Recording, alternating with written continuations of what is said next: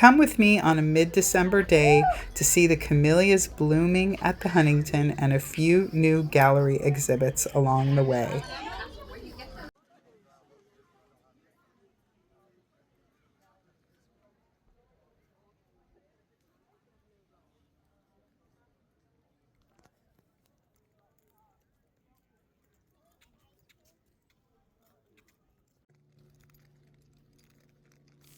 Coming up is some beautiful outdoor sculpture, and it's even more stunning when it's framed by the mountains. So I like to take one of these little gravel paths that's coming up on the left.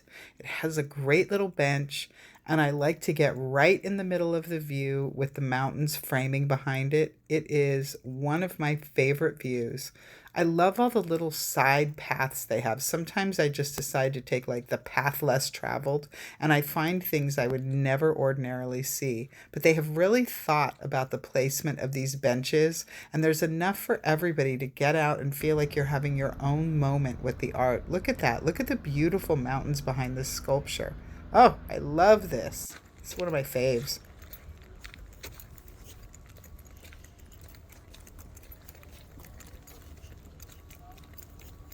Look, there's a tram we can jump on, head over to the Chinese garden. Looks like they're putting in plantings at the conservatory. Can't wait to see what they're going to put in. This will take me right around the entire garden. And I like to jump out at the Chinese garden first. It takes some of the steps off, lets me get to the beautiful parts. So let's get to one of my favorite entrances, which is really the formal entrance on the side to the Chinese garden. It's stunning.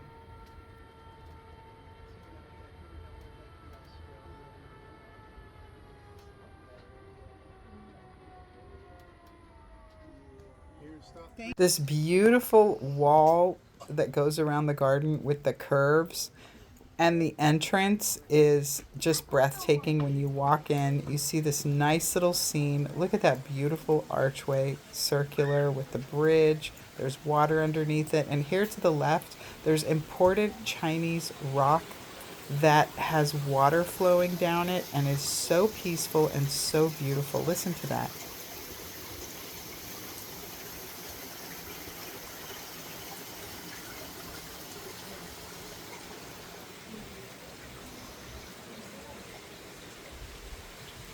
Heading in on these walkways, each window is carved out with a different shape, and each doorway is a different shape, showing the bamboo in the background. I absolutely love it. There's some bathrooms, there's a little place up here to the left where you can grab some food, and this beautiful tea house. But look at that stonework. I called it mosaic, but it's really inlaid stone that is so different in every little area, different shapes. Look at the beautiful fall trees. Oh my gosh, so beautiful. This is one of my favorite lagoon views. Look how gorgeous.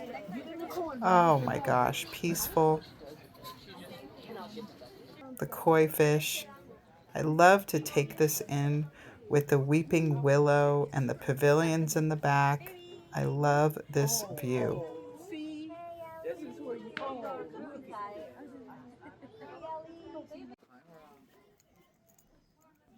Heading out, we're going to walk through this beautiful tea house where you can eat your snacks. Isn't that beautiful? I just love the architecture. And here we go, favorite inlaid stone in a beautiful pattern. Let's walk over to the Japanese garden through this beautiful walkway that connects them.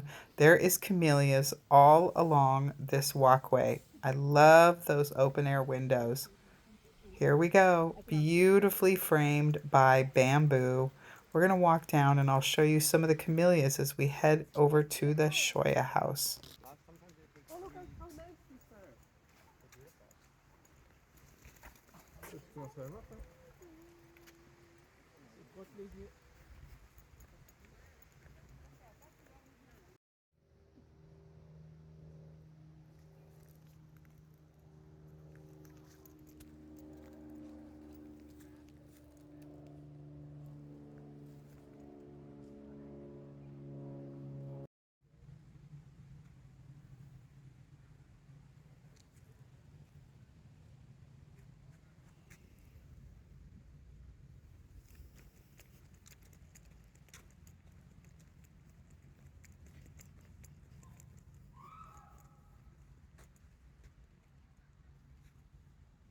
Next, we're headed to the Shoya House. The Japanese heritage Shoya House reflects a lifestyle based on a deep understanding and a respect for the world around us. Built in 1700, the house was once the center of pre-industrial farming community in Marugame, Japan. Skilled builders seamlessly integrated the structure with the surrounding gardens and fields. The house has two main entryways, a formal entrance for samurai and government officials to the left and a doorway for daily use by the farmers. This walled garden surrounds the main reception room of the house. The front of the Shoya house was used for official functions. The Shoya carried out duties for the community, met with government officials, and hosted religious ceremonies and celebrations there. Looking up at these original 400-year-old timbers is amazing. The wood that makes up the Shoya house is a living, breathing material. It expands and contracts and absorbs moisture, ages with the elements, and sways under the strain of earthquakes. Carpenters connected the original wooden beams with a system of interlocking joints. By eliminating the need for nails and screws, they could easily take apart and repair individual pieces that became worn or damaged. The house features an open design with movable walls. When the exterior panels are removed on a great day, the interior and the gardens unite in a single composition. The daily family life revolved around the kitchen at the back of the Shoya house, and the adjacent rooms served many functions, including eating, sleeping, and entertainment. Heading out the back door, you can see some of my favorite details. The stone drain path that goes all the way around the house that would come off the roof and go right into the drainage. Also, there's these beautiful fruit. Look at these beautiful fruit hanging here from the vine.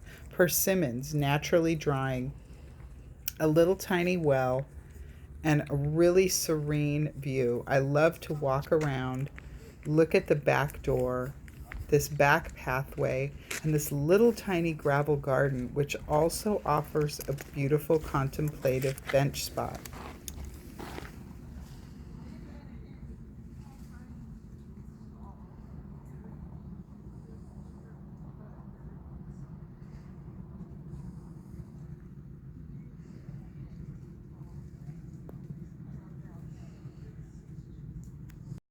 The Shoya visitors used a toilet and they covered it with that little lid. You would put your feet inside these little ceramic holders and kind of hang it out the window, and then they would cover it up with the lid. The smell of flowers blooming in this little area where the sun is, it smells so good. Oh my gosh, it's one of those days, Julia, where you can just smell the blossoms.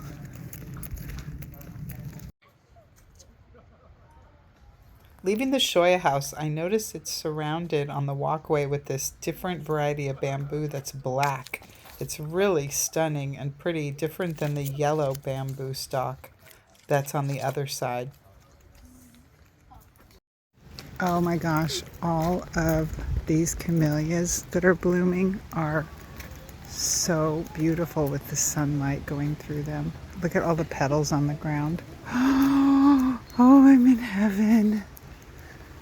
Heaven.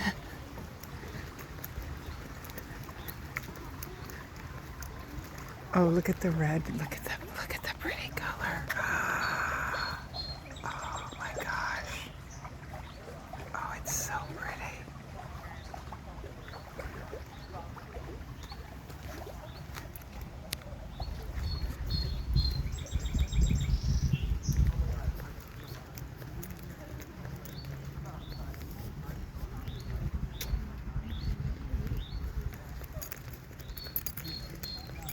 Oh, look at these. They're like pink and white. Beautiful. Azaleas. All the leaves falling on the ground. I love it. Okay, look at this one.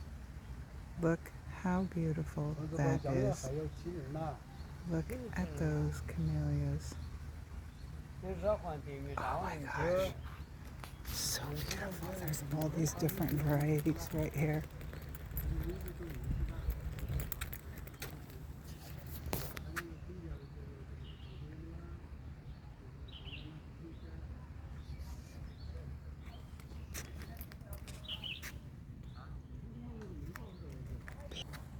These 7 viewing stones were donated by Harry Harrao, and we're encouraged to take our hands and touch the stones. This is a form of Japanese art.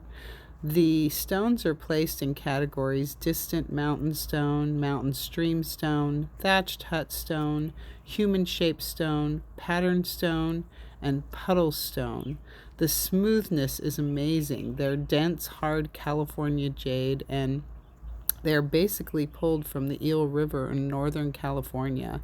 Harry Harrao has donated several stones in this section of the garden, and they're one of my favorite things.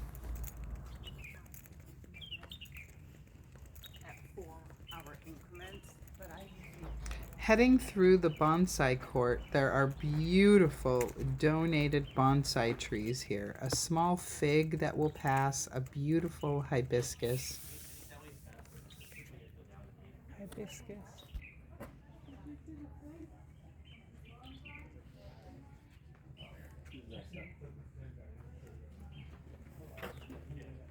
Good go. There's a fig tree I just passed. Flowing through the Bonsai Court, we come to the Zen Court, which is raked gravel in a pattern where no footsteps are shown. This changes often, and I absolutely love the contemplative benches they have to sit and enjoy this area.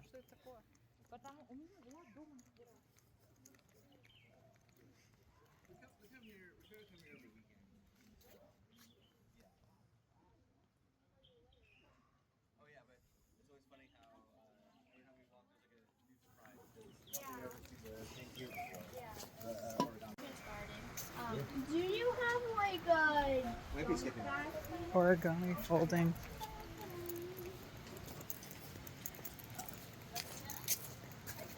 Oh, the flowers smell so good.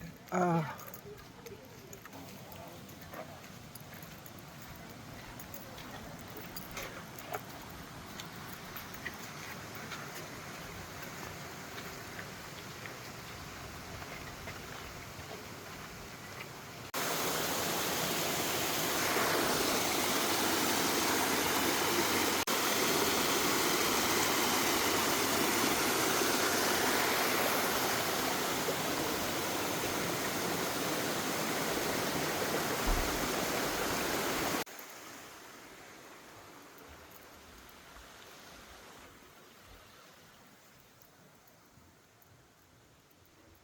Heading down this path, we are coming to the Japanese house where there's currently an exhibition.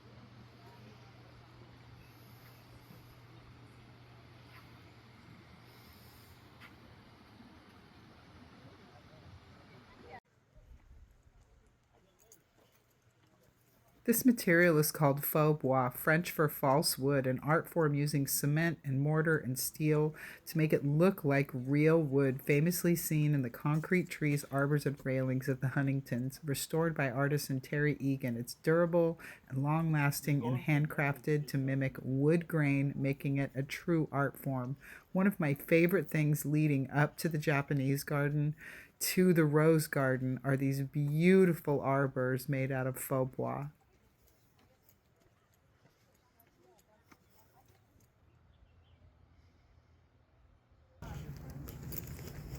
My favorite, 4th of July.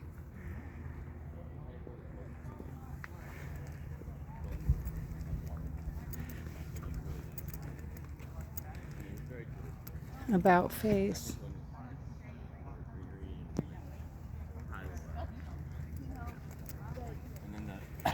There's still a lot of roses.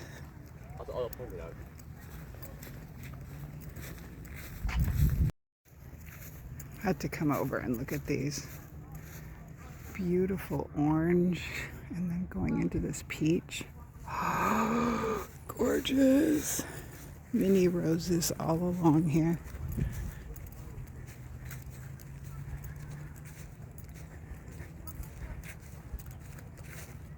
Stephen Rouleau. Look how pretty that is. Look at the pretty colors.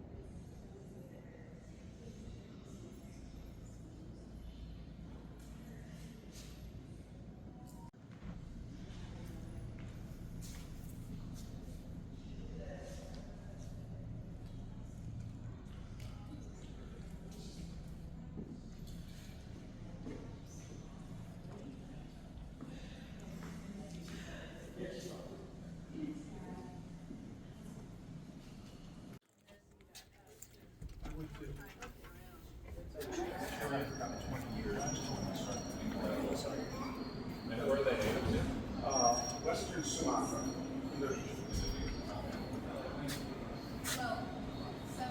We never know. They tend to bloom in July. I think it's sort of they tend to bloom in July.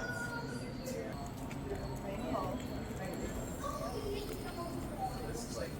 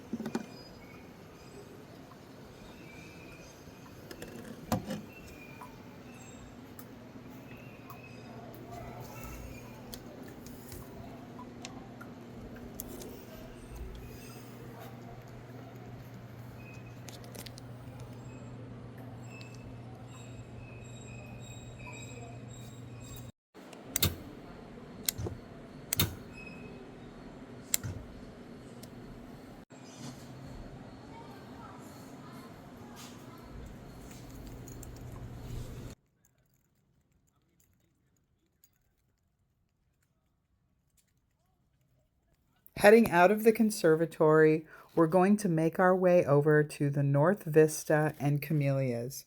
The North Vista has a beautiful long lawn with a fountain, but leading over to that area are these camellia winding paths, and the air smells so fragrant. Soon, we're going to pop right out to the most beautiful fountain. There it is. I absolutely love this view. One of the main galleries, which used to be their home, is at the end of this vista, and it is absolutely a beautiful view.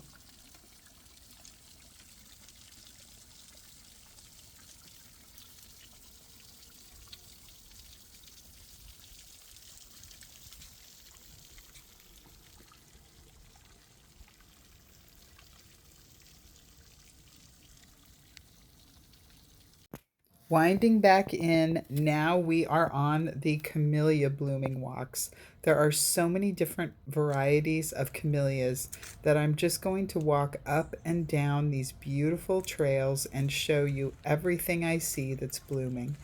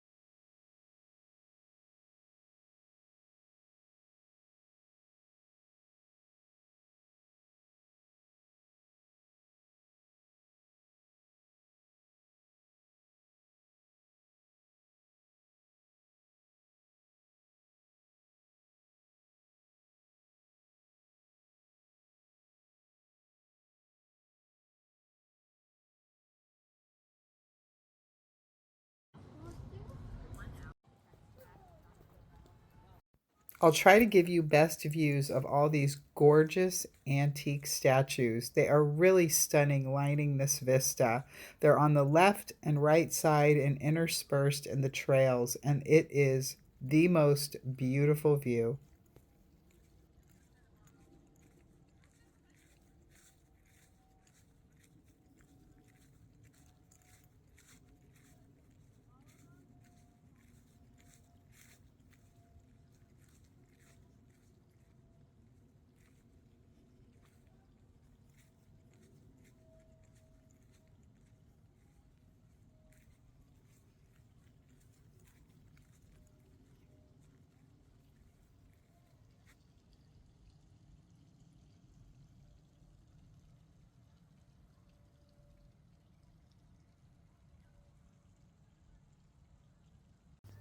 Heading back down the path I came in, I love to see the reflection of the mountains in these really big windows. What a beautiful day. I think everyone knows I'm headed off to get my ice cream now.